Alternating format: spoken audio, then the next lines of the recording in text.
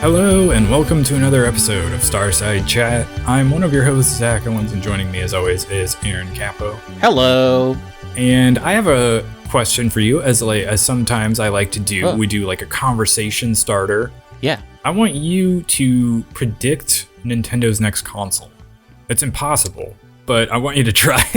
Like, what do you think they need to do for their next console? Since we're obviously not getting a Switch Pro, but we're probably like a year or two away from whatever their next console generation is. You know what I miss about old school Nintendo stuff, and I feel like they're good about like recognizing nostalgia, is the fold. We're getting into folding devices with phones.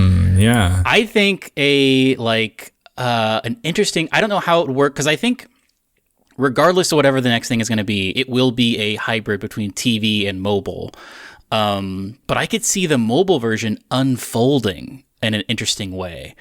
So maybe like a Switch flip, a flip the Switch kind of a thing. That's my prediction. Well, yeah, what if they did sort of like try to almost redesign like the 3DS as like a foldable? Yeah. But you could also like dock it and play it like a home console. I think that would be cool. It would make it complicated. Like going from like the DS is such a cool system, but it's like I've never actually explored emulating it, but I would assume it's interesting to emulate because you have to incorporate games that have a bottom screen that is a touch screen, which is not a lot of devices have that. I guess if you unfolded it, you wouldn't have to, but you could mimic it. So that's one of the challenges that Nintendo's kind of facing right now when it comes to like Switch Online or Nintendo Online. You can easily port, Nintendo 64 and probably GameCube all the way up to like Wii stuff for the Switch, but like, how are they going to do 3DS stuff? Good question. If they were to design a new console that did have that like folding screen, maybe they'd be able to do that. Yeah, you could get a lot of. I guess I don't know how that wouldn't fix it for like if you're trying to play it on a TV, I guess, but. Well, yeah, I guess the Joy-Cons would have to have like one of those Steam Deck haptic pads on it. Yeah, and I also wonder to simulate like a touchscreen. I mean, Nintendo's so good at like finding like a weird, innovative thing that nobody saw coming to make their console like the one that everyone wants. Where like even if they're not competing with Microsoft and Sony in terms of like horsepower. So it'll be interesting to see because nobody saw probably the Wii coming, like doubling down on like entirely motion controls. I don't think anybody saw that. And then the Switch, maybe people saw it coming, but it is, like to be able to, especially after the failure of the Wii U, to like realize the one thing that worked about the Wii U was the fact that you could take the games portably on the portable controller and just like play them on the couch, but like obviously like the dual screen thing in terms of home consoles did not work, so ditch that part. The dual screen, it makes it hard for sure, but I do think if they made some sort of flip switch, they could remaster a bunch of DS games now that they had another like 2-screen console. But and I don't know, I mean, and that makes me wonder if they could find a way to make it so that you could play them on like the home console thing, like you have the Switch, but still have a screen available. Yeah. I don't know if they'll be able to do that, but that would be a good question. Interesting. Like if they were able to come up with some sort of Joy-Con situation that had like a portable screen there and still you had the dock of some I saw a sort. graphic that was like, the PS 6 is going to get announced in 2027 because it's always 7 years after. They have like a general 7-year lifespan of these consoles. And so that's why I would assume the next Xbox will also be revealed in 2027. But Nintendo is never playing by anyone else's rules. So they'll just announce something before that and sort of get in at the beginning. So yeah, we could be like 2 or just a year away. Because when did it come out? 2017? Yeah, 2017. And I've heard that Nintendo expects this one to be like a longer console generation for them. So like don't necessarily go off of like their past history in terms of how quickly they're releasing a new console. But I mean, it does feel a little underpowered, obviously, at this point. But the longer we go, the more underpowered it'll be. Yeah, I mean, credit to their first party studios doing like an outstanding job of somehow not making it feel that way. When like Luigi's Mansion, for instance, like gorgeous. Yeah, gorgeous, runs incredibly well. Same with Super Mario Odyssey. I mean, yeah. Granted, those games came out years ago, but somehow they still look great though. Somehow they're still able to do it. Mario and Rabbids Sparks of Hope looks wonderful. Yeah, it doesn't look as good, but it does look pretty good still. And then like Fire Emblem Engage looks nice. It was really mainly the Pokemon ones. And you do have some concern about Tears of the Kingdom just being a giant open world. How well it'll probably look great, but like you worry about the frame rate and stuff like that. Draw distance. Yeah, draw distance. But I would also like to see Nintendo add like some sort of achievement system. It's like a small thing, but like it just adds like one little extra element to like the completionist part of me that like really finds it satisfying to like sort of check off those achievements. And like on like Xbox or PlayStation with their trophies, and Steam has them as well. It would just be like, I was thinking about it as I've been playing Fire Emblem Engage, and I was like, if there was some sort of achievement system for like going back and doing all the side battles that are optional, or like doing more of the relationship stuff and some of the stuff at the like hub area, I would spend more time doing that and be happy to do it. Whereas right now it's just like there's nothing really incentivizing me to do that, so I'm gonna not really care about it that much. But it's true. I've played the most Hollow Knight on my Switch, but I recently started replaying it a little bit on Steam, and getting those achievements is just like, it is something that you miss. Yeah. You don't realize it. Yeah, it is. It's something extra that I think is missing from Nintendo's console. So I would like to see that. I don't know if they'll ever do it, but it would be nice. It's interesting that you used the word missing, Zach. Yeah, because that's sort of our first news story. So why don't you launch right into it? Sony, Microsoft, and Nintendo have announced they're opting out of E3 2023. All the big three players say they're not going to be at E3 2023. Yeah, and it's particularly surprising for Xbox of all of them, because not only have they already talked about how they're going to have a show over the summer, and I mean, they have the Microsoft like studio, so they could just do one anyway and just at their own space. But it's true. I think Microsoft is on the board of the ESA or whatever. Oh, really?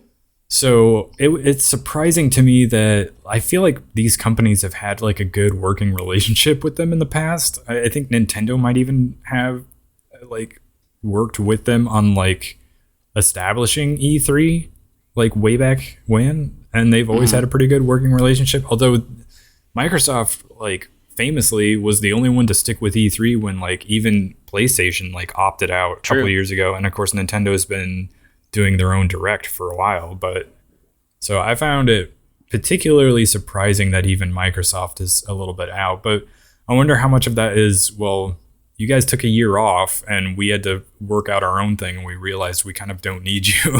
Yeah. And also, I mean, there's Keeley's thing. Yeah. So I wonder if he's going to be able to wheel and deal and negotiate, like calling Microsoft and being like, hey, can I just like say you're part of my thing and we'll do it close together? And they might be like, yeah, sure, whatever. Maybe it's just people are done with the ESA. It could be. It could be that that's the case. But it is a little sad because I also feel like we are moving away from like those physical events, and they are moving more to digital events. And like whatever, it's still nice to see the stuff get presented and be able to see what's coming later in the year and in the next couple of years. But there was just a little something special about like being able to even remotely watch like this like physical event happening on a stage and hear like, people cheering and stuff. That, and like seeing different previews and stuff. Like Nintendo always had like, they basically built a theme park. I mean, they already have a theme park now in real life, they an actual theme park. So maybe they don't want to build another one, but it was cool because I specifically remember the Luigi's Mansion 3 one, like a couple of years, what was that, 2019? Over the summer, they had their Treehouse Live, and I remember seeing videos of like people there going through it, and it was like they had basically built like a little Luigi's Mansion that you could go through, like a little amusement park thing, and it was cool to see. And I will miss that is maybe not going to be around anymore, but I don't know how. I wonder if they would ever incorporate their actual theme park in their directs. Like whenever the next Mario game comes out, I wonder if they'll do like part of the direct live from Super Mario World. That would be Nintendo cool. World or whatever. Yeah, that would be a good idea for them to do, and maybe they will at some point. But and they could still like E3. They could still have a thing and just get like Ubisoft and whoever's left to come, like EA, maybe have them. Come I still and do think stuff there. Come like the end of May, we will get another one of those grids. You always get the grid of like, here's the next 2 weeks, and here like across is the 2 weeks, and then down is the press conference, and you'll get like the grid of like, these are when all the press conferences are based on your time zone. I still think the first or second week of June is going to be packed with like Keighley's thing and hopefully some other stuff, but it's maybe just not going to be called E3 anymore. Yeah, I agree. I do think that there will still be events and stuff happening in June, and so we'll still see like those shows. They just will probably be digital. Maybe there will be some that are live on a stage, but they will just not be associated with E3. We'll still get a Devolver Direct. Yeah, oh yeah, I'm sure that'll still happen. But the weird thing about this, so IGN had an article about this, and they specifically said Nintendo and Xbox were initially interested in having a presence at E3, but they both pulled out for different, like, unrelated reasons to like the show itself. And like Video Game Chronicles said that Nintendo opted out because they had a light second half release schedule, and it didn't justify the event space. And IGN apparently corroborated that. But that sounds... One, I don't know if I believe that. Because, like, I also saw... I don't know if you've ever followed Kit and Krista, formerly of Nintendo. They do, like, a podcast. They're the people that used to do the... Nintendo Minute. Nintendo... Or I thought that was... They're not the Treehouse people, are they? They took part in the Treehouse, maybe, but they were famous for Nintendo Minute. But I feel like I saw they went on like MinMax one time to talk about stuff. I think. Yeah, they do like their own thing now. They've left Nintendo, and Kit did like a short video on their YouTube channel, like reacting to this news, and he was like, Nintendo is one of the most secretive companies in video games. Do you really think that they would go to the ESA and say, hey, we have a weak second half of the year, we're not going to do a show? Like, it doesn't sound like something they would do. I agree. But also, like, they probably wouldn't tell anyone that they have a weak second half. And that's, of course... if indeed they do have a light second half. I'm not sure that that's the case either. So I don't know what to believe about this. But either way, Nintendo will probably do its own thing and have their own direct. I think it will be in that. I mean, what are the big things we're looking for from Nintendo? We're looking for... Silksong is my thing, but I think we're going to get news about that. I have some updates about that we're going to talk about in a second. Breath of the Wild is the big thing. Yeah. And that's going to be out by now. That'll be out by the time E3 happens. All right, not Breath of the Wild. Tears of the Kingdom. It's so hard to say Tears of the Kingdom. I mean, I'm still doing it too. What else is on there? All of these other things are just rumors. Like, there's the rumored Donkey Kong game. There's the rumored... Like, there's got to be another Mario in development. Who knows how far along that is. And there's... Metroid Prime, which may never happen. But I would love a follow-up to Metroid Dread, which I feel like they could pump out pretty quickly. Yeah. Yeah, especially with that since same engine. Did they not do any DLC for that game? I don't believe so. I mean, if there was maybe a new game mode or something, like a super hard mode they released that I passed on. Yeah. Oh yeah, I remember that. I'm trying to think of other first-party stuff. I mean, we got a Kirby game. I feel like Donkey Kong is the obvious, like, next one. But again, that's still just a rumor. Mm-hmm. But I would love to see that. And if that was coming out in October, they could definitely have a little press conference about that. There's so many indie games. Like, Nintendo is an indie darling. Like, they could just do a whole thing where I know that there's, like, specific directs that are called, like, Nindies or whatever. But I feel like regardless, they could definitely muster up enough for a show. Yeah. Well, and I'm sure they always seem to do like a quarterly direct that's like, here's what's coming over the next few months. And I feel like that'll still happen, even if it's just like a lot of indie games. But either way, I kind of agree with Kit that even if that is the case, that they have a light second half release schedule, like they probably wouldn't broadcast that. No, I wouldn't say that. Yeah, I agree. So I don't know. It was a weird thing that came out this last week. But another weird thing that came out, apparently Horizon, Guerrilla, developers of Horizon Zero Dawn and Horizon Forbidden West, had a multiplayer game in the Horizon franchise leak online. There was some footage. I didn't get to see it, so I don't know where the actual footage is, but supposedly it's in alpha, and it's some sort of online, almost sounds kind of Monster Hunter like. And that's actually a good fit for this. Well, yeah, I was gonna say it seems like there's already a little bit of Monster Hunter in Horizon Forbidden West, just because like if you want to upgrade your weapons and armor, you basically will go to like a crafting table and be like, okay, what materials do I need to upgrade this thing? And it'll be like, okay, you need this, and you can sort of select, okay, start job, and it basically creates a quest for you to tell you where to go to do it, and then you just go hunt the thing and try to, get the parts you need.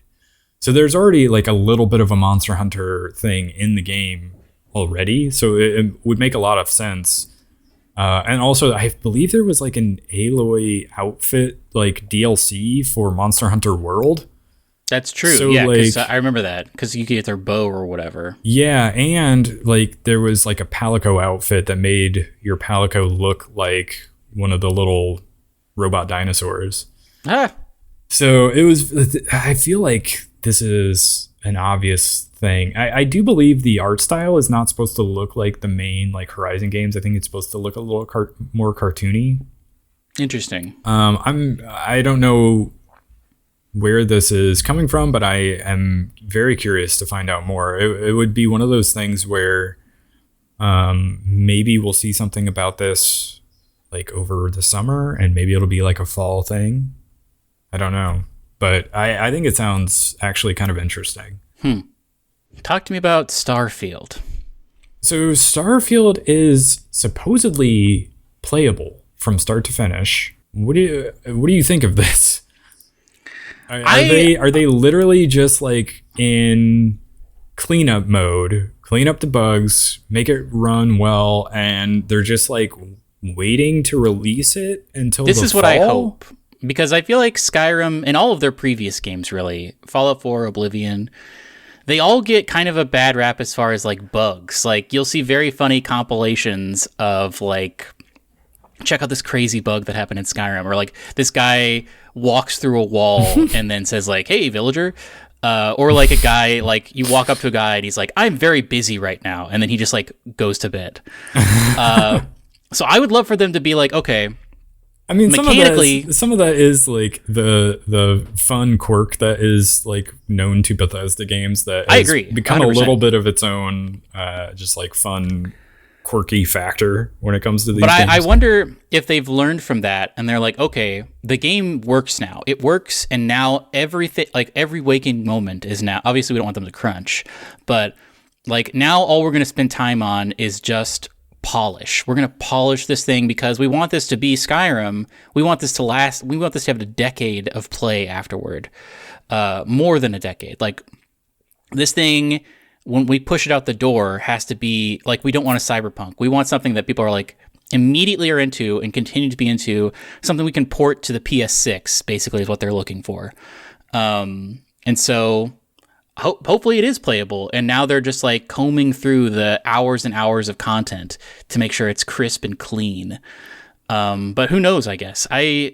It's still surprising to me that we have not gotten more info on it. I would have thought, I mean, we're going to get a delay announcement, I think, pretty soon, that it's going to be the fall and not the spring. But I guess, I mean, I don't know why that hasn't happened yet. Well, yeah, so a couple of weeks ago, there was the news that came out that they would be announcing the release date very soon. Yeah. So I don't know what that means. There was also, last week we were trying to figure out, based on their weird wording, whether the Starfield standalone press conference was coming over the summer or if that was coming sooner. And then they just were talking about, additionally, they're going to have more stuff to talk about over the summer. But we're still unsure of whether this game is going to release in the spring, try to get out ahead of Tears of the Kingdom, or if this is going to get delayed to the fall. I do think that you're right that they have to be aware of like the bomb that's going to drop when Tears of the Kingdom comes out, because that's going to dominate Twitch. It's going to dominate YouTube. I remember when Breath of the Wild came out, YouTube channels that didn't do that kind of content, that were only like, let's play this multiplayer, basically like not Last of Us. What's the Among Us? YouTube channels that only did like Among Us or like Trouble in Terrorist Town were doing Breath of the Wild playthroughs. Like everybody was playing Breath of the Wild, and it dominated Twitch and YouTube. And so they've got to be aware that they need to like, bow out and like respect that time, because they're going to get lost in the fray if they don't. Not to mention that Bethesda/Xbox has scheduled Redfall for 10 days before the release of Tears of the Kingdom. So they also have their own game releasing in that window. So you don't want to sort of ape your own sales. So you would probably... It's going to get muddled for sure. Yeah. So if they did release Starfield first half of the year, you would expect it to be probably March or April. Maybe if they could pull May. off March, but insane to me. Like the thing, I think we talked about this before. Like they've got to know that people want to pre-order this, and I would assume that they would want the maximum amount of people to pre-order it. So they would want to, I mean, even like movie theater stuff. Like when Avatar, when the movie tickets for the first week of Avatar went on sale, there were commercials specifically for like pre-order your tickets now to go see it in like, a month or whatever.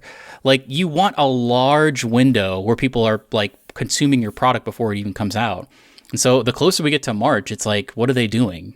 Yeah, you would definitely think that they would want plenty of time for people to like pre-order before the game actually comes out. But I don't know. Well, and I don't know if Game Pass has any bearing on that, because of the fact that there's probably plenty of people who are like anticipating the game, but know they're going to play it on Game Pass. And so they're not going to have to buy a physical copy of it. That's true, I guess. Yeah, that's a good point. So I don't know how that changes the math for them, but I don't know. I still, a big part of me expects it to be released in the fall and not. I think you're right. I think that's sound reasoning.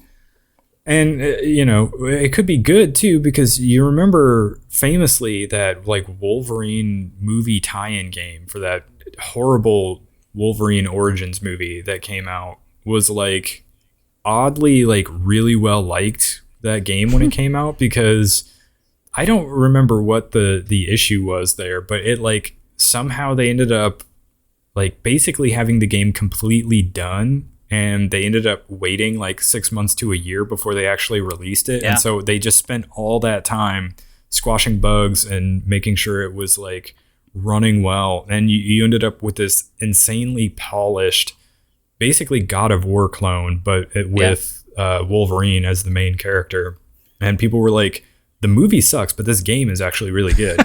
So maybe if they just, completely finish the game, and now they basically have 6 months to dedicate solely to like fixing glitches and like performance issues and making sure that it runs as well as it possibly can. That would be awesome.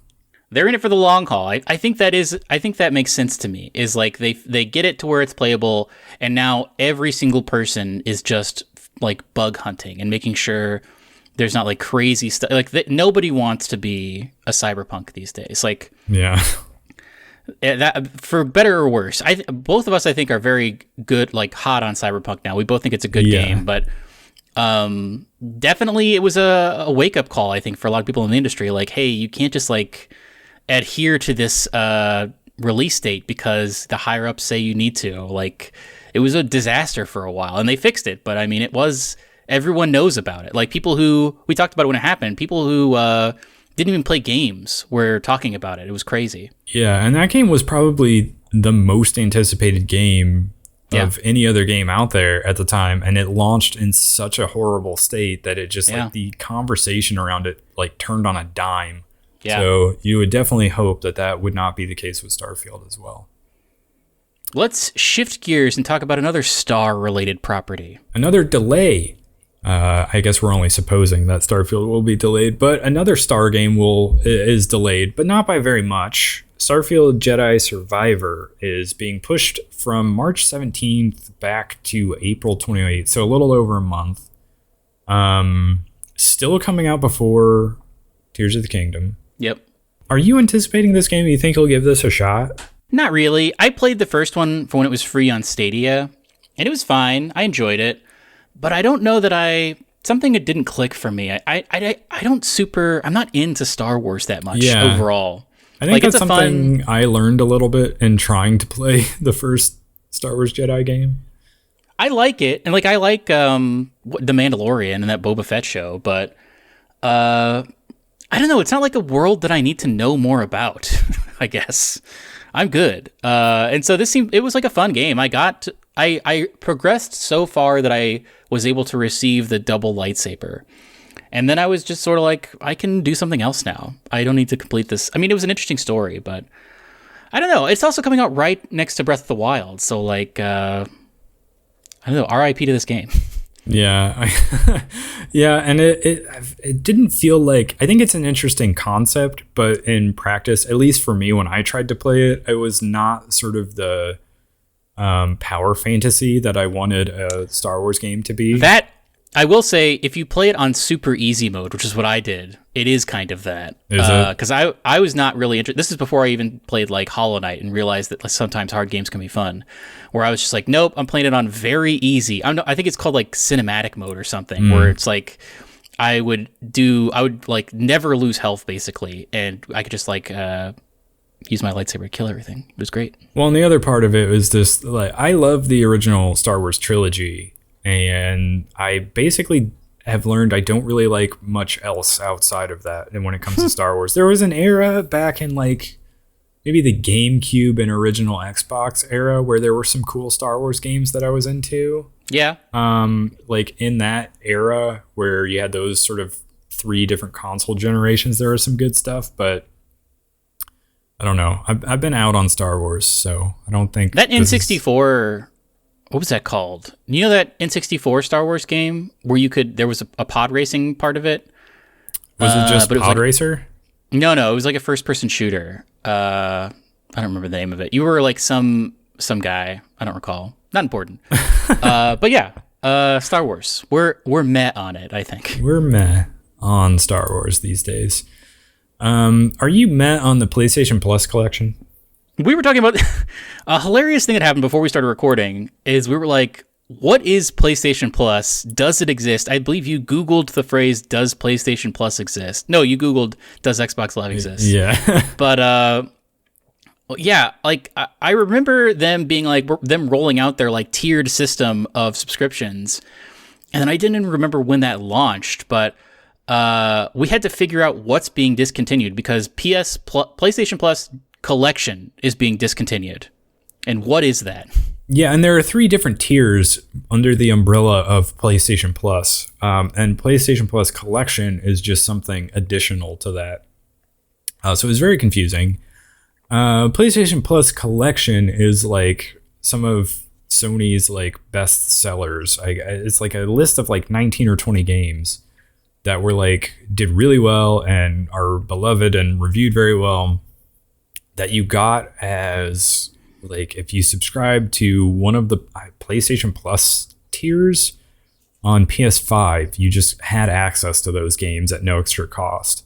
And I guess evidently they're taking them away, which I guess maybe makes sense because they're probably just rolled into that middle tier of PlayStation Plus that gives you like access to like 400 plus PlayStation 4 and PlayStation 5 games. So it doesn't necessarily make sense to be like, oh, also here's a separate collection of games that you can add. It's just roll everything into one thing. But I still find their subscription service baffling. It's confusing, needlessly confusing. Like we were talking about this before we started recording. They should just have a Game Pass and just call it. Like, but they have decided to do this like insane. Sony's weird. Sony makes weird stuff and makes weird decisions. They had that weird E3 where they had everyone be in that barn. They made the PS Vita for some reason. Like they just do weird stuff. And so this is just another thing where they were like, no, this is the path forward, is this like very obtuse subscription model. Yeah. And we were talking and we both decided Sony, just make one thing, one subscription tier. You don't need 3 of them. At most 2. Like, and they're doing the opposite of what Nintendo did with theirs, where they're like, the cheapest tier is the oldest games. Because they should be the cheapest. And if you want like the more recent stuff, it's a little bit more expensive. Sony did the opposite. They're like, hey, let's really cash in on nostalgia. If you want these old games, pay us the most money. So I don't know. It's weird in this story. The whole cancellation of or discontinuation of PlayStation Plus Collection just made me go on a tangent to try to understand what PlayStation Plus was these days. Other things are wrapping up, is a polite way to say it. Yeah. But I don't know about you, but I watched a couple of that Leo Vader guy's streams where he was playing Knockout City, and it didn't seem like a bad game. Yeah, so weird thing, like I was going through looking for different news to add to our show notes for this week. And like across multiple websites, I just started stumbling across, well, this game as service is being discontinued, or they're ending service. And there was like 4 or 5 of them. And I was just like, what is going on? Like, is everybody ending the game as service model? What was the one that we talked about last week? There was one that was like, it was Marvel's Avengers. Yeah. They're discontinuing that game later this year. And now here's like 4 more. And yeah, when Knockout City came out, it looked cool. I remember people talking about it and showing like videos, and it's an interesting take on a battle royale. Yeah, so it was a dodgeball battle royale, and it seemed interesting and fun. I remember it eventually. Oh, I'm sorry, I'm talking about Rumbleverse. Oh yeah, Leo Vader's been playing Rumbleverse. Yeah, not Knockout City. I apologize. Yeah, but Knockout City is that dodgeball one. You're right. Yeah, Knockout City is the dodgeball one that came out, and it seemed interesting. It was fun to watch some people play it, and I never got into it. But so that one's going away, and then Rumbleverse was the other one that I know Leo Vader from MinMax and Game Informer fame has been playing a lot of Rumbleverse, and it doesn't seem like something I would care about. This is like the like WWE style battle royale, where it's like this cartoony take on like wrestling, but in an open world sort of battle royale setting. And I guess there isn't enough of an audience to go around for this many like battle royale style game as service games. Yeah. So another one's biting the dust, I guess. So I guess, what is it? Fortnite is going to be the only one standing at the end of this. I mean, Call of Duty is also doing real numbers on Twitch. Yeah, Call of Duty is still a powerhouse. Warzone. So, and Warzone has tempted me a couple of times. We've talked about, maybe it was off mic, where I've almost decided to check it out. But it's crazy that it's like 120 gigs you have to download. Yeah, it's not a small file. Because I think they make you get like the whole game basically. But yeah. I don't know, man. Yeah, it's just like it's not feasible right now. And so other ones, Apex Legends Mobile and Battlefield Mobile, are also shutting down shortly. I'm a fan of Battlefield, and I didn't even know there was a Battlefield Mobile. So I didn't know there was an Apex Legends Mobile. I knew that one existed, but I never tried it. And I'm a little bit surprised that failed because I thought Apex Legends was actually like doing well. Maybe I think it's still doing hot. Yeah, I mean, they're still putting out content. Is still probably going strong, but I guess maybe like Fortnite has somehow cornered the market on mobile, I guess, for battle royales. Yeah, but I don't know how well PUBG Mobile is doing these days. But PUBG Mobile is crazy. They do all this like interesting stuff with PUBG Mobile that they should put in the main game, and they don't. Like, there's a wholly separate game that is a PUBG game that's like set in the future that has like really interesting gear. I can't remember the name of it. We talked about it on the podcast briefly. But they're like, that's not available on PC for some reason. That's another crazy thing. Another game that ended was that Final Fantasy VII First Soldier, which was a Final Fantasy VII Battle Royale. Again, never available on computers, only available on mobile, which doesn't make any sense to me. But that was discontinued, I think, like maybe last month. Yeah, they're more and more of these are just like failing. I don't know. I think people don't put it just on phones, in my opinion. Well, yeah, that's a big one. You would think that maybe it's just the Western markets but mobile gaming is still huge because everybody has a phone. Not everybody has a console or a gaming computer. It's true. And some companies like that have tried to double down on that with games like Apex Legends Mobile and that Final Fantasy one you talked about, but maybe it's like gaming on mobile devices is not as popular as people once thought. I know it's never been popular with us, so I don't know. I guess we're responsible for that. What is Crossfire X? Crossfire X is I never really understood what this was. I think it's like a Korean developer that is basically like a Call of Duty style competitor. And I remember supposedly it was pretty big in Asian markets, and then it finally got ported to the West on like Xbox last year, and it has been very short-lived. I don't know that it's going to make it a year, maybe a little over a year, but it is also being shut down. So not a good time for game as service games. It is a good time for artificial intelligence, Zach. Yeah, you shared this with me. I had not seen this until you shared it, and it's a very weird thing. So there's a new channel on Twitch called Nothing Forever, and I haven't done a deep dive into this to see how it's actually being created, but I believe what it is like they trained an AI. It's multiple elements. They trained an AI to write little scenes in the style of Seinfeld. And then they created a system whereby like actors, like video game actors, play out those scenes with like voice to text or text to voice to text. And it's like kind of pixelated and it's generated in real time, I believe. And now there's just a YouTube or a Twitch channel you can go to that 24/7, 365 is playing out these scenes back to back to back in real time, where it's just these characters that are not technically Seinfeld. Instead of Jerry, his name is Larry. And I think instead of Elaine, it's like Yvonne or something. Or I think that's her name.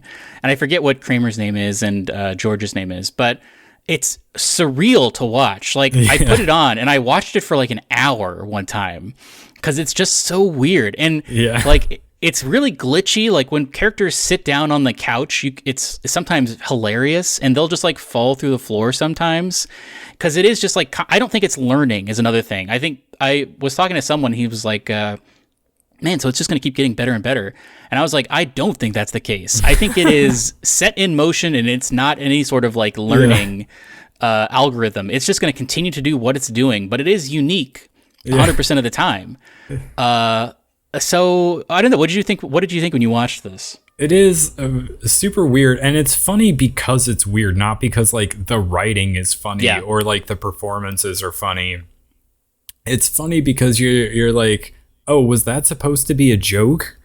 But there's like a laugh track that's happening. So I guess the laugh track is not to be synced up at all. Like they'll be talking about something. Random. It just happens randomly. It seems like. I mean, some director, some AI director is dictating when the laughter happens, but it has no understanding of what humor is. So I think they just wait for a line to end, and then there's a laugh track. Yeah. And it is like clearly doing like a riff on Seinfeld, because like the apartment looks very much like Seinfeld, and like there are these scene transitions that you would see in like a sitcom where it's like an exterior shot of the apartment, and you have like the sort of twangy like guitar riff that happens, and then it'll go back inside and you'll see like Jerry there and he'll say something. I guess it's not Jerry, it's Larry, but... Well, so there's only 2 scenes right now. There is the apartment, and then every once in a while, you'll get Larry in front of a brick wall doing a stand-up set. Which is, I think, something that happened on Seinfeld as well. Yeah. I famously have not really seen a lot of Seinfeld. In the early seasons, there was a lot of him doing stand-up as well, because he was basically playing a version of himself where he was a stand-up comic in New York. And so that was his job. So they would cut to him, doing an actual stand-up, but it was like, obviously it was scripted and it was for the show. It wasn't like live. He was doing like stand-up or something like that. But I still think about this though. People were talking about it on Reddit, and they were like, how long until this technology gets good enough where it's like, it understands when it's being funny? And then also how long until like Netflix or someone else buys this technology, and like a channel you can watch on Netflix is just, you put in a prompt and then it generates a show based on that. They don't have to pay any actors, and it just starts like being the show you want, where you could type in like a show about vampires who are in the military, but they run like a canteen in the military. So it's like MASH, but it's like the cafeteria, and it's run by vampires. And then it takes like, 30 seconds, and then it just starts having the show play. Like, wouldn't that be crazy? Man. Yeah, I didn't even think about that. Like, create your own entertainment using AI. Like, yeah, wouldn't that be really crazy? In the mood for a Farscape style show, but exactly. I've seen well, I don't know if they'll let you do 1,000 times. So let me just like put in a prompt for like, crew of 5 is on a ship in space, and like see what it does. I wonder because that's the part where it gets like ethically confusing, because they can be like the AI, the whole thing. The reason people don't like AI art or whatever right now is because, it's using other people's art as the template or whatever. And you can find, it's like alarming sometimes, because you can find in AI art where it has tried to generate a signature in the bottom right hand corner based on other people's signature that's pulled from, and the original artists are like, hey, that's like my signature on this AI art. So it was probably trained on my material.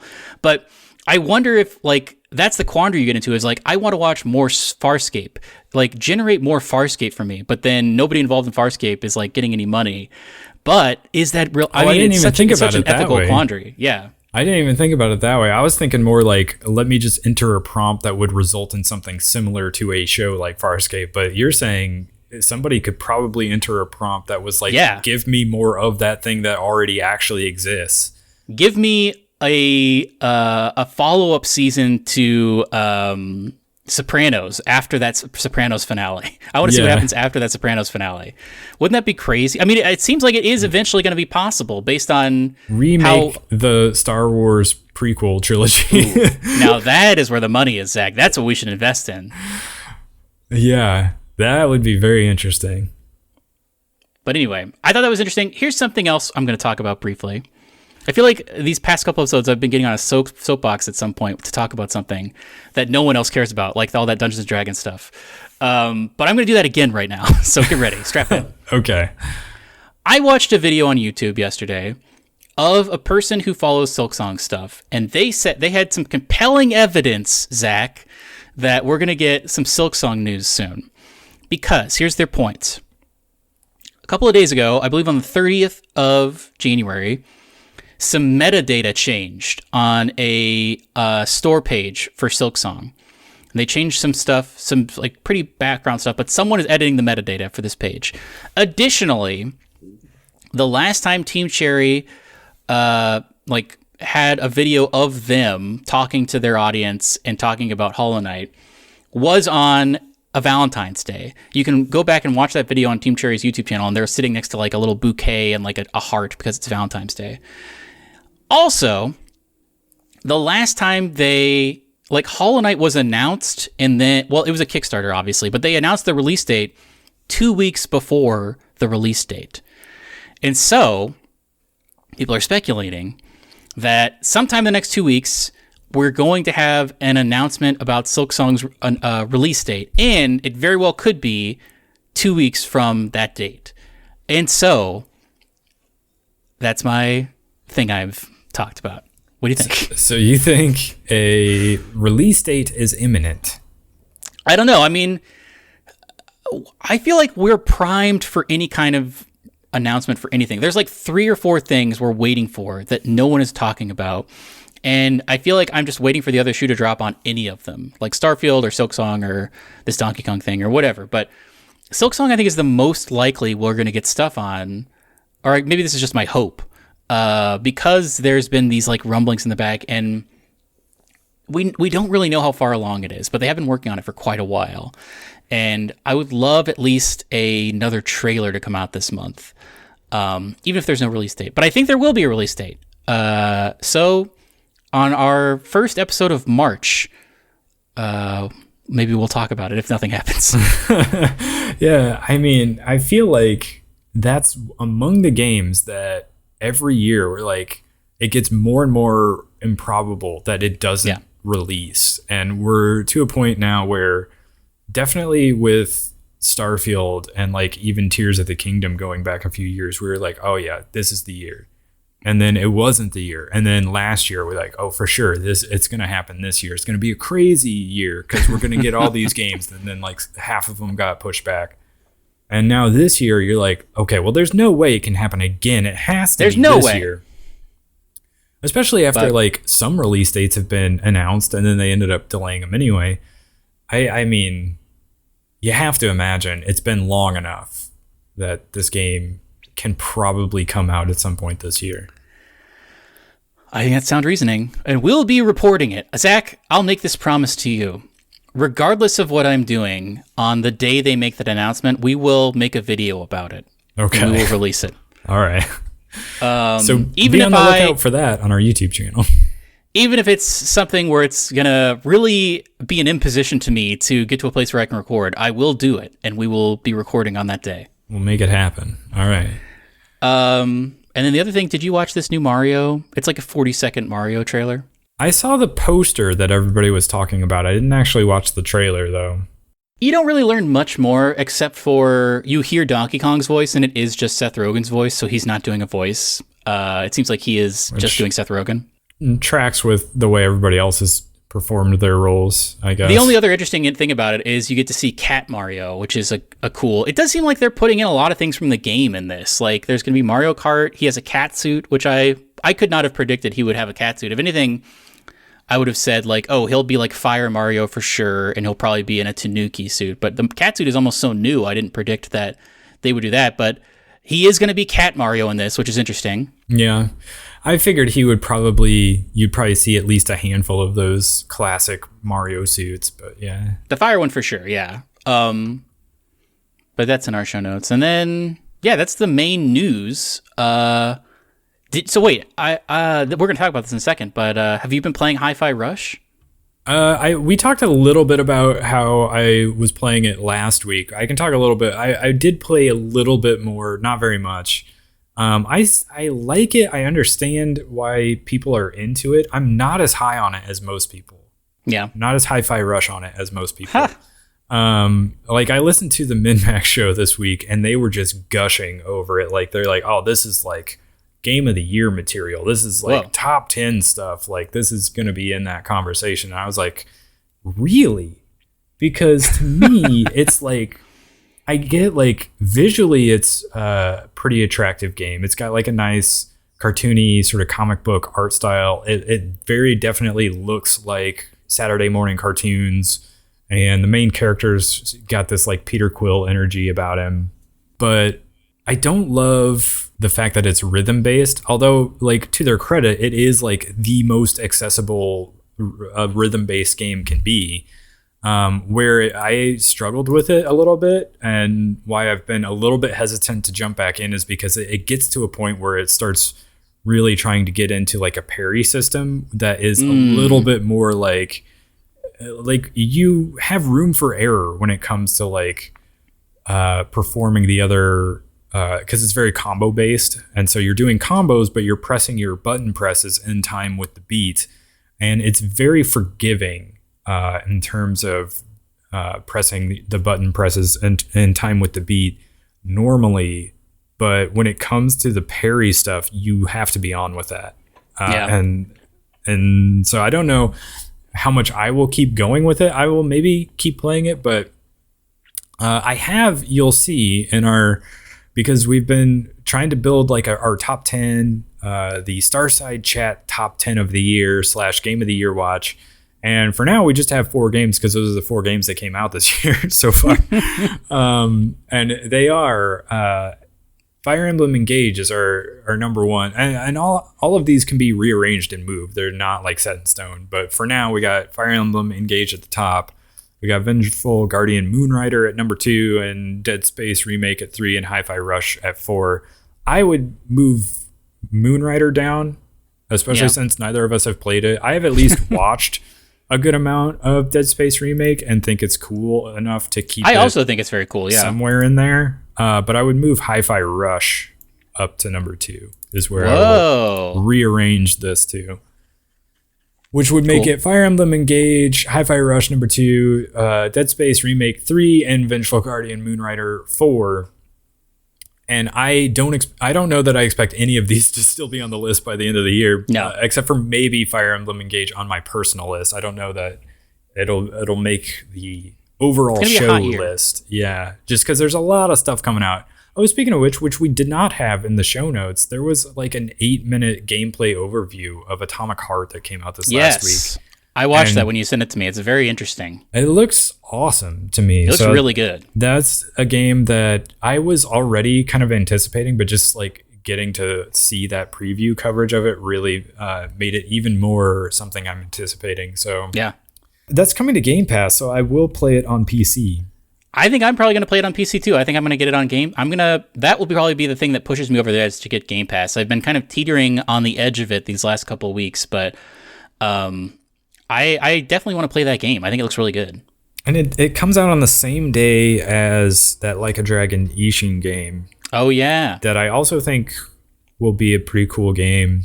I was very much impressed with Yakuza Like a Dragon, and I'm a little bit sad that they're not still doing like the turn-based stuff, because even though like you and I had our problems with the way they handled the turn-based combat, at least in the early going of that game. Yeah. But I really adjusted to it, and like the more stuff you unlock and it sort of gets a little deeper and more interesting, and I ended up liking it by the end. But really it was like the story and the characters that drove that game and made it very memorable for me. And so I'm hoping that I'll find a pretty similar experience with this game. I know it's supposed to be like a remake of an older one. It's weird. I don't really know. But I mean, I only ever played the one Yakuza game, so it'll be interesting for me to play this one. But it's coming out on the same day as Atomic Heart. I do think I'll prioritize Atomic Heart.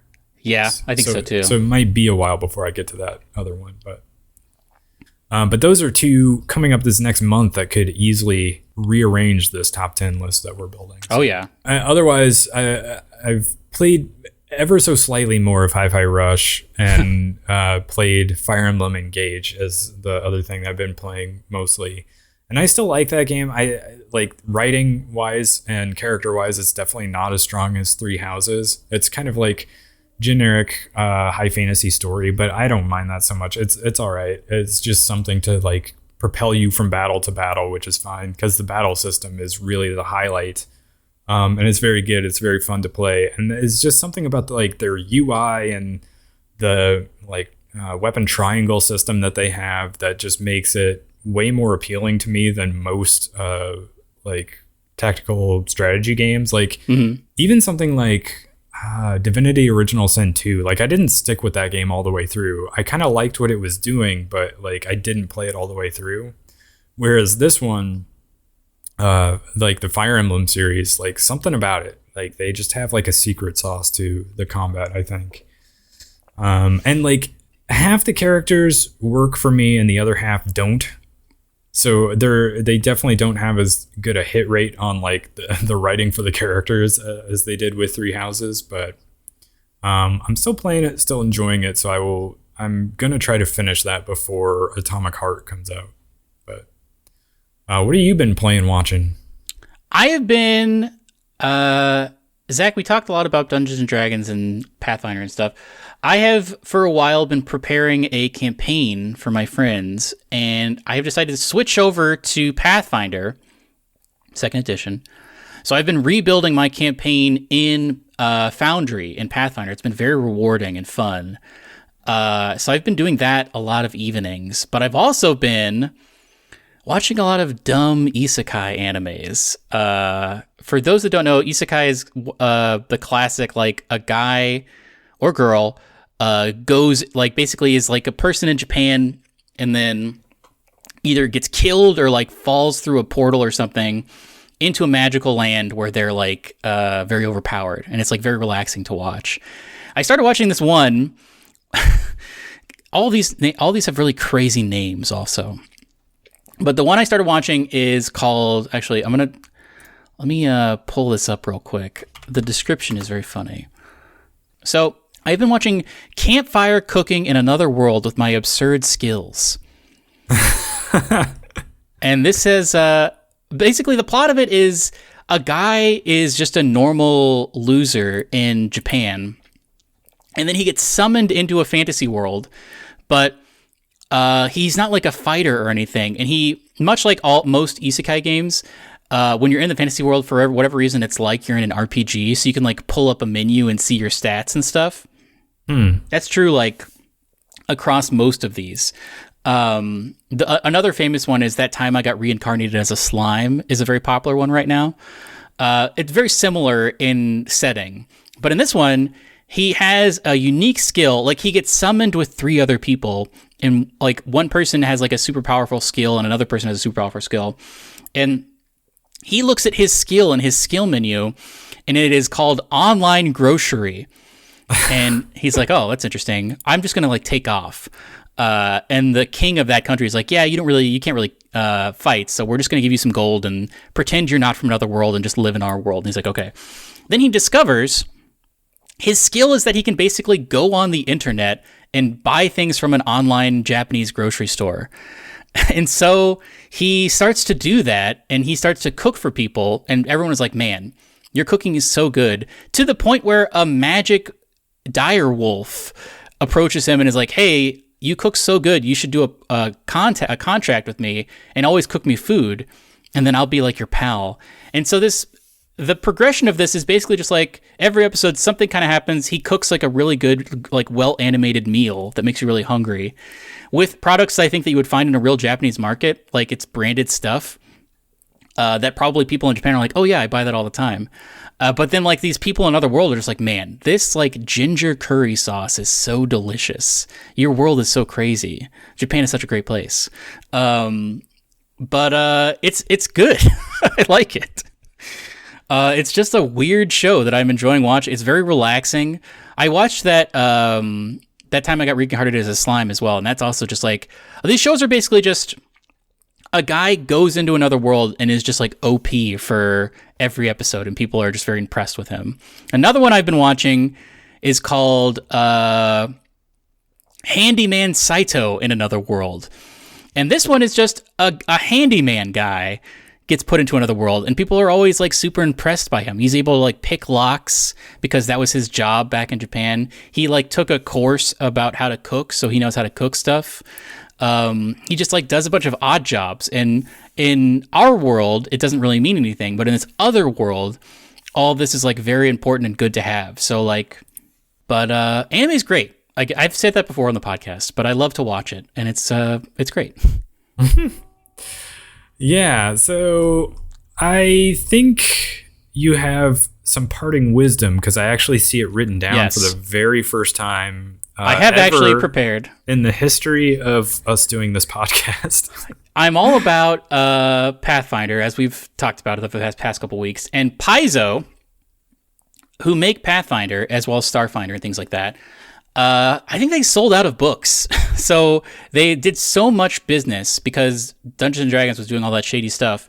They're out of books. So they've partnered with Humble Bundle.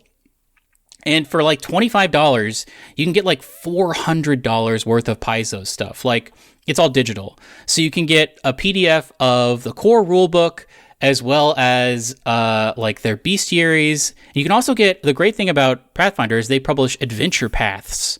So an adventure path is basically like everything you need to run a pre-made campaign, as well as like assets and stuff. And the cool thing about adventure paths is they're importable into Foundry. So like if you get Foundry, and then you also have this Humble Bundle where you get, I think it's called like Abomination Vaults is the adventure path that they have bundled with this thing. You can import in Abomination Vaults into Foundry, and it loads everything.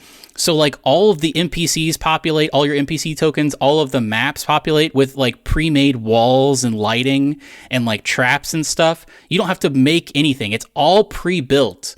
So if you're looking to just like if you're a dungeon master who doesn't have a lot of time and you just want something to work, basically a turnkey version of something you can control for your friends, it's like a crazy value. Usually the core rule book, which is a dense book, like I have the physical version of it and it is thick.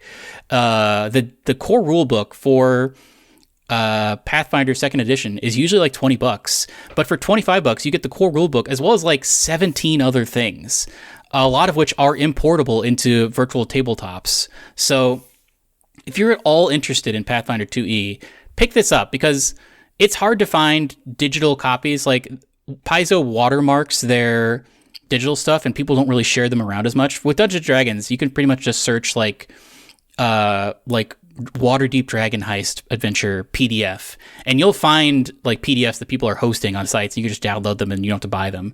We're not advocating that, and you should not do that actually, because that's piracy. But Paizo is much better about that, and I think people respect them more. So there's not as much stuff hosted. Also, a lot of their stuff is free online. You can just go to like Archives of Nethys, and all of the stuff is just available for free. But this is a really good value, and I don't know what charity they're bundling with. Humble Bundle always does something for charity, but I don't know what the charity is with this one, but I'm sure it's good. But it is also an amazing value if you're interested in Pathfinder 2e. Definitely pick this up. I don't know how long it's running for. I think it's running for like 2 weeks, but yeah, that's my parting wisdom, is to check out the Paizo Humble Bundle. Okay, and I'm pulling up the list of what's coming up. Oh, game-wise. Yes. This is a good way to end the podcast, actually, is looking forward. You know what? Number one on that list should be a Silksong, maybe. Well, yeah, but I mean, we don't know when that's coming. It could be at any time. It could be next week. It could be December 31st. We don't know. It could be next year. I mean, it's probably this year, as we talked about. But so it's a new month. We are in February now. So let's go through these releases. We got Hogwarts Legacy coming on February 10th. Neither of us are Harry Potter fans, so we'll probably pass on that. And then there's Blanc. We a little bit talked about that before. Blanc seems like a cool game. Wanted Dead. Have you heard of this one? It's like a Ninja Gaiden-like game. No.